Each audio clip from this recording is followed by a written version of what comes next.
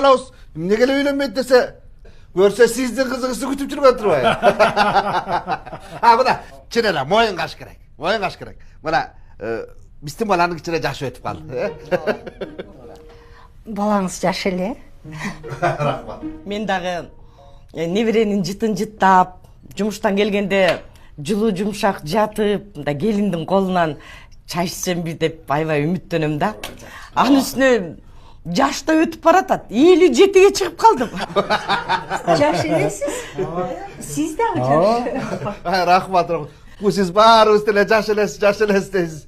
Өзүңүз канчага келип калдыңыз? 55-те. Кой. Аябай жаш көрүнүп турбайбы я?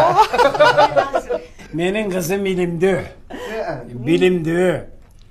Мектепте мугалим болуп иштейт. Балдарга сабак берет. Жакшы экен, жакшы экен бул. Бул биздин баланы дагы